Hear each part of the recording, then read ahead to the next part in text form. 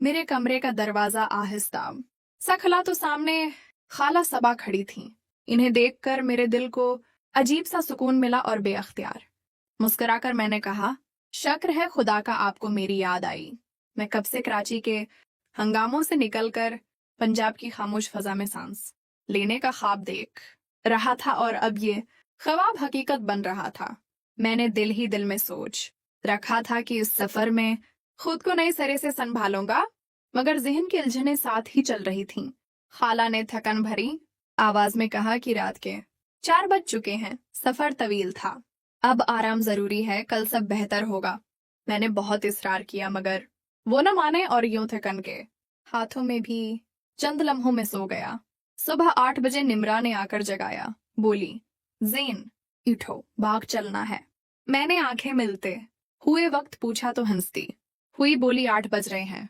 दिल तो चाहा फिर सो जाऊं मगर मौके हाथ से जाने का डर गालिब आ गया। गसल के बाद बाहर आया तो नाश्ता तैयार था, चने, लिसी, 2 पराठे और मक्खन। निम्रा ने शरारत से कहा, देहात में यही सादगी असल मजा है। मैंने चंद नवाले लिए। चाय की फरमाइश की तो वो हंस पड़ी। फिर गर्म कप ले आई। पेट भरा महसूस हुआ मगर उसके इसरार पर कुछ और खा लिया। फिर नदीम को आवाज दी। वो मामू की गाड़ी लेकर खड़ा था। निम्रा ने कहा, खाला सबा और नानी भी साथ चलेंगी। बाग करीब ही था। पहुंचे तो बोरंग का शफाफ पानी देखकर मैं चूक गया।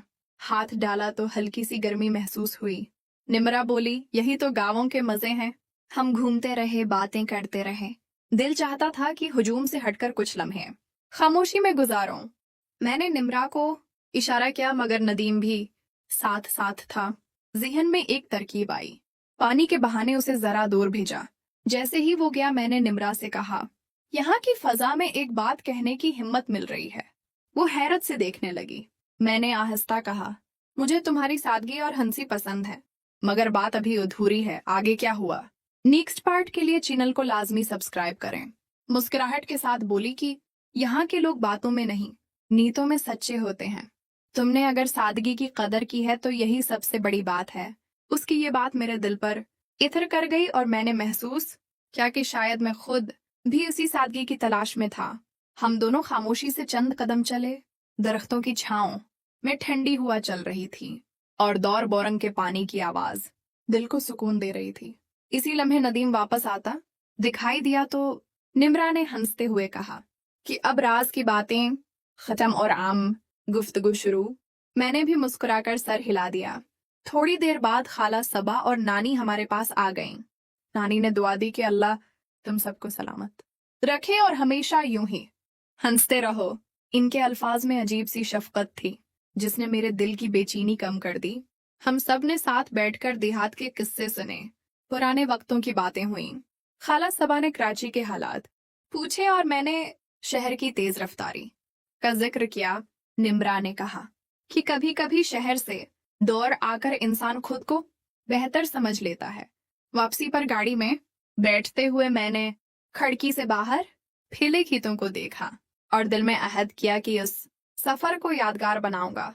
घर पहुंचकर दोपहर का खाना तैयार था। सबने मिलकर खाया और हंसी मजाक में वक्त गुजर गया। शाम ढले में छत पर जाकर बैठा तो दिन भर की बातें जहन में घूमने लगे। मुझे एहसास हुआ कि असल खुशी हदों में रहकर ताल्लुकात निभाने में है।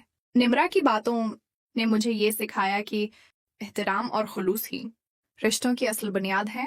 रात को सोने से पहले मैंने शुक्र अदा किया कि ये सफर मुझे सिर्फ जगहों की नहीं बल्कि सोच की तब्दीली भी दे गया और दिल में ये उम्मीद लिए आंखें बंद की कि आने वाले दिन भी उसी सुकून और सच्चाई के साथ गुजरेंगे।